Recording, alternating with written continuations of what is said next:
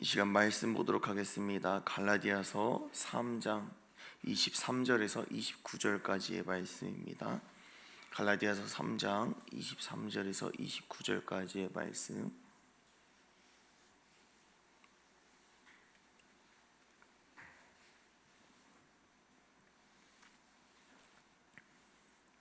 갈라디아서 3장 23절에서 29절까지의 말씀 다 같이 합독하시겠습니다.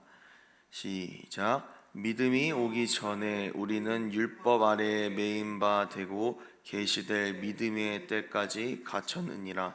이같이 율법이 우리를 그리스도께로 인도하는 초등교사가 되어 우리로 하여금 믿음으로 말미암아 의롭다 함을 얻게 하려 함이라. 믿음이 온 후로는 우리가 초등교사 아래에 있지 아니하도다. 너희가 다 믿음으로 말미암아 그리스도 예수 안에서 하나님의 아들이 되었으니 누구든지 그리스도와 합하기 위하여 세례를 받은 자는 그리스도로 옷 입었느니라. 너희는 유대인이나 헬라인이나 종이나 자유인이나 남자나 여자나 다 그리스도 예수 안에서 하나이니라. 너희가 그리스도의 것이면 곧 아브라함의 자손이요 약속대로 유업을 이을 자니라. 아멘. 할렐루야. 오늘 갈라디아서 3장을 중심으로 하나님의 아들 유업을 잇는 자라는 제목으로 은혜를 나누기 원합니다. 오늘 벌써 갈라디아서 절반을 보았습니다. 본문을 보게 되면 어제와 동일한 내용을 가지고 바울은 믿음으로 인한 칭의에 대하여 말하고 있습니다. 율법은 예수께로 인도하는 초등교사라고 24절에서 말하고 있습니다. 우리는 하나님의 말씀대로 살려고 하니 정작 우리의 삶에서는 우리의 의로움이 아니라 교만과 죄악이 나타나는 것을 알 수 있습니다.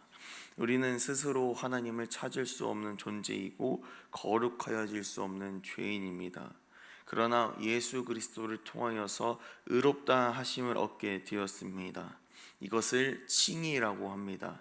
죄인된 우리를 십자가의 은혜로 의인으로 삼아주시는 이 칭의의 은혜는 우리는 잘 알고 있습니다. 그러나 우리를 의롭게 하기 위한 하나님의 마음을 오늘 말씀을 통해 깨닫기를 원합니다. 우리가 십자가의 은혜로 의롭게 된 이유는 하나님의 유업을 받기 위함입니다. 그런데 여기서의 한 가지의 조건이 등장하는데 오늘 본문 29절 한번 보도록 하겠습니다. 오늘 본문 29절 한번 읽어보도록 하겠습니다. 시작. 너희가 그리스도의 것이면 곧 아브라함의 자손이요 약속대로 유업을 이을 자니라. 아멘. 우리가 예수 그리스도의 것이 되어야 한다는 것이 하나님의 유업을 받기 위한 조건입니다. 하나님께서는 우리를 거룩하고 흠이 없게 하시려고 예수 그리스도를 이 땅에 보내셨습니다. 죄로 인해 죽을 우리를 아들의 죽음으로 우리를 사시고 의롭다 여겨주심으로 말미암아 우리를 온전히 예수의 것이 되었습니다. 그런데 우리가 왜 예수의 것으로 살아갑니까? 오늘 말씀을 통해 더욱더 확실하게 깨닫기 원합니다. 우리가 예수의 것이 되어야 했고 그렇게 주인이 자신에서 예수 그리스도로 바뀐 이유는 무엇이냐? 하나님의 유산을 받기 위함입니다. 이렇게 우리의 주인이 예수의 것으로 바뀌게 됐다면 나의 모습이 바뀌어야 한다는 것이지요. 이는 단순히 우리 삶에서 보여지는 삶의 성품이나 특성을 말하는 것이 아닙니다. 우리에게 영원한 천국의 유산과 유업을 주실 하나님을 닮아가는가에 있습니다. 오늘 말씀을 준비하면서 우리 예수 그리스도의 모습을 묵상하게 되었는데요. 예수께서 사람의 몸을 입고 이 땅에 오셔서 바로 공생애를 시작하지 않으셨습니다. 유대인은 성인식을 10대에 합니다. 그러나 예수님께서 공생애를 시작하신 나이가 대체로 30살이다 이렇게 성경학자를 통하여 알려져 있는데, 또한 이 복음서에 나오는 이 어린 예수님의 모습은 유월절 기간 성전에서 가르치신 이야기가 유일하게 등장을 합니다. 또한 기적과 이적을 이 어린 나이 때 보여주지 않으셨습니다. 서기관에게 가르치실 지혜는 가지고 있는 분은 맞지만 이 공생애를 본격적으로 시작하기 전까지는 흔히 말하는 세상 사람과 거의 유사하게 살아가셨습니다. 그러나 공생애를 시작하시고 나서 이 세례 요한에게 세례를 받으시고 성령에 이끌려서 40일의 금식 기간을 거쳐 예수 그리스도는 지금 우리가 아는 카리스마적인 인물로 하나님의 아들로 분위기가 확 바뀌게 되는 것을 볼 수가 있습니다. 여기서 카리스마라는 단어는 말씀, 복음을 선포하다라는 이 케리그마라는 헬라어에서 파생되었습니다. 이는 예수께서도 하나님의 아들로서 어떻게 하나님을 닮아가야 하는지 잘 보여주고 있는 것이죠. 세상에서도 동일한 모습이 등장하고 있습니다. 삼성을 이끄는 이재용 회장도 이전의 사진들을 보게 되면은 그는 그저 어린 이건희 회장 밑에서 성실하게 일하고 행동하는, 동행하는 아들의 이미지가 강했습니다. 근데 지금 그러나 어느새 아버지를 닮아서 부드러운 카리스마를 가지고 리더십을 가진 총명한 회장이 되어서 지금의 큰 기업을 만드는데 성공했다는 것이지요. 북한에서도 동일한 사례가 등장합니다. 지금은 한 어린아이가, 이 김주혜라고 하는 이 어린아이가 13살짜리 어린아이입니다. 그런데 이 아이가 어린 후계자로 인정받고 있습니다. 실제로 2022년에 ICBM 미사일을 쏘아 올리는 자리에 처음 등장한 이후로 눈빛을 찾아보게 되면 처음 2022년에 등장한 이후에 눈빛이 점점 냉철해지는 것을 볼 수가 있습니다. 이처럼 우리는 어떠한 유업을 잇느냐에 따라서 작게는 말투와 눈빛부터 크게는 우리의 인생이 바뀌어지는 것을 볼 수 있습니다. 오늘 새벽에 나와 기도하는 여러분은 누구를 닮아 있습니까? 예수 닮기를 축복합니다. 가끔씩 저의 귀에 이러한 이야기가 들리곤 하는데요. 나는 나중에 새벽 기도를 없앨 거야 라는 말과 새벽 기도를 도대체 누가 만들었나 라는 이야기 말입니다. 조심스러운 생각입니다만 이러한 사람들은 예수를 닮아가는 사람인지 의문이 들곤 있습니다. 사실 새벽 기도는 예수님이 원조이지요. 새벽 미명에 해가 뜨기 전에 기도하신 예수님은 우리가 본받아야 할 모습입니다. 또한 밤이 새도록 부르짖어 기도하신 예수님의 모습도 본받아야 될 줄로 믿습니다. 즉 우리가 예수께서 주시고자 하는 하늘의 유업을 잇기 위해서는 예수님을 닮아가야 한다는 것입니다. 그래서 그리스도인이 착해야 하는 것이지요. 이러한 원리를 모르고 선한 행동만을 강조하고 선한 성품만을 강조하다 보니까 우리가 예수님을 믿어도 인본주의적인 예수님, 그냥 사랑의 예수님으로 오해할 수밖에 없습니다. 그래서 우리는 무조건적인 선행에서 거리를 두어야 할 줄로 믿습니다. 또한 우리가 주 안에서 온전해야 하는 이유도 예수를 닮아가기 위해서 온전해야 할 줄로 믿습니다. 마태복음 5장 48절의 말씀을 보도록 하겠습니다. 한번 읽어볼까요? 시작. 그러므로 하늘에 계신 너희 아버지의 온전하심과 같이 너희도 온전하라. 아멘. 다음으로 우리는 하늘의 유업을 이을 자로서 이것을 날마다, 이 말씀을 날마다 우리 가슴에 새겨야 될 줄로 믿습니다. 예수님께서도 마귀에게 시험을 받으실 때에 어떤 주제로 시험을 받으셨습니까? 너가 정말 하나님의 아들이거든 이라는 주제를 가지고 시험을 받으십니다. 그러나 이 시험에 대해 완전한 승리를 보여주는 것이 하나님의 아들의 사명이 아니었습니다.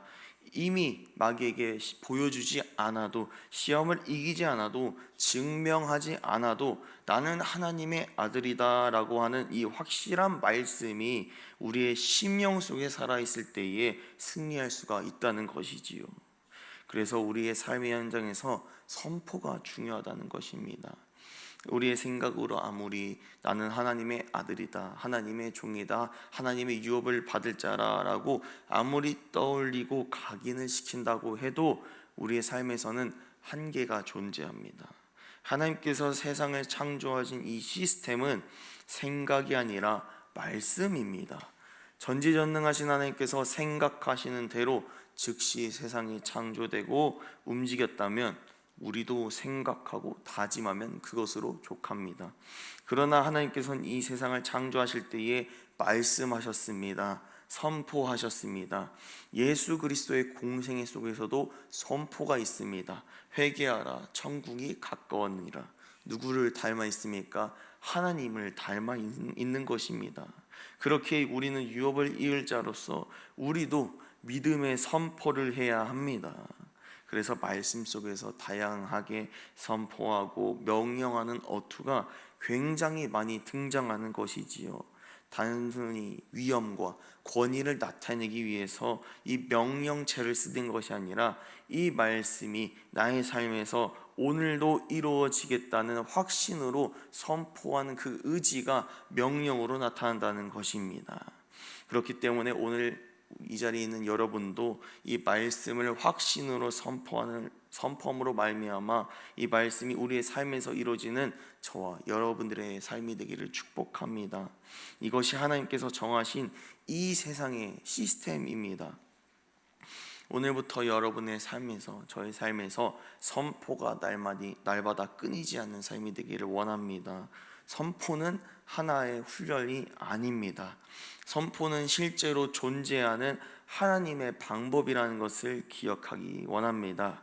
마지막으로 우리는 유업을 이을 자로서 예수 그리스도의 모습이 나타나야 합니다. 오늘 본문 26절과 27절을 보도록 하겠습니다. 한번 읽어볼까요? 시작. 너희가 다 믿음으로 말미암아 그리스도 예수 안에서 하나님의 아들이 되었으니 누구든지 그리스도와 합하기 위하여 세례를 받은 자는 그리스도로 옷 입었느니라. 아멘. 나는 죽고 예수로 사는 모든 그리스도인들은 예수로 옷을 입었다라고 27절에서 말하고 있습니다. 이는 모든 사람들이 예수의 모습이 나타나야 된다는 것을 말하고 있습니다. 예수님의 사역은 고치시고 살리시고 회복시키시는 삶이었습니다. 이러한 모습이 이제는 우리의 삶의 지경에서 나타나야 합니다.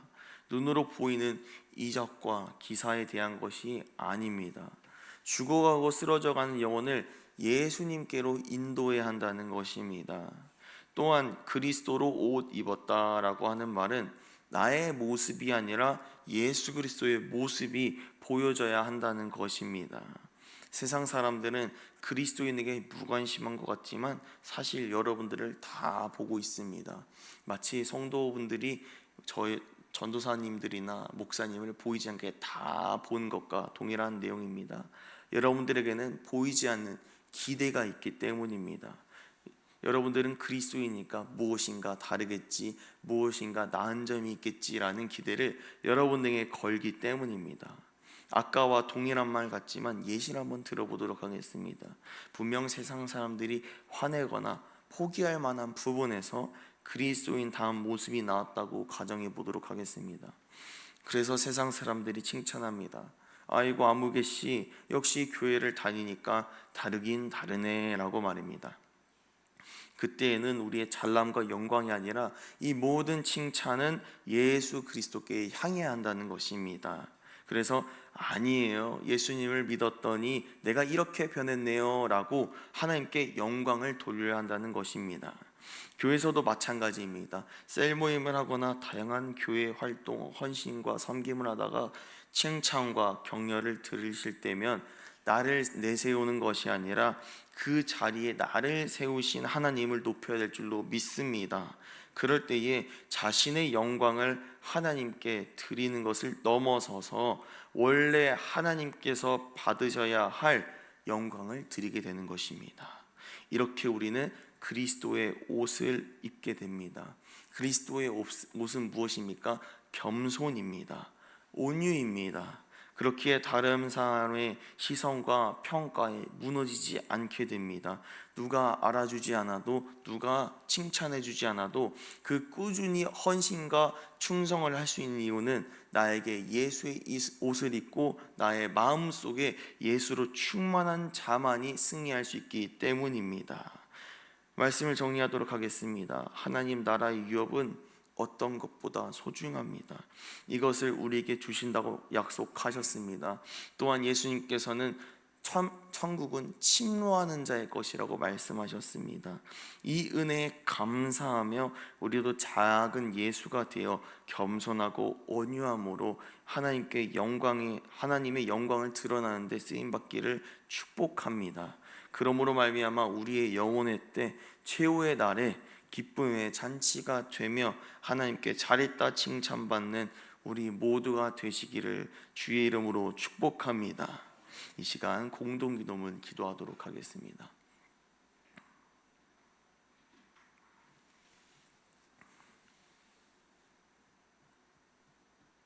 넘겨주시면 감사할게요. 기도하겠습니다. 우리를 하나님 나라의 상속자로 세우신 주님 감사합니다. 우리의 심령 속에 예수로 충만함으로 말미암아 세상 가운데 예수의 생명을 전하기를 원합니다.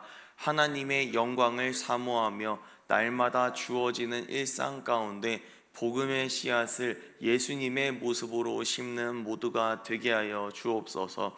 오늘도 하나님의 상속자로서 담대하게 세상에 나아가 살아내게 하시고 기쁨과 감사가 넘치는 하루가 되게 하여 주시옵소서. 감사드리며 예수님의 이름으로 기도합니다. 아멘.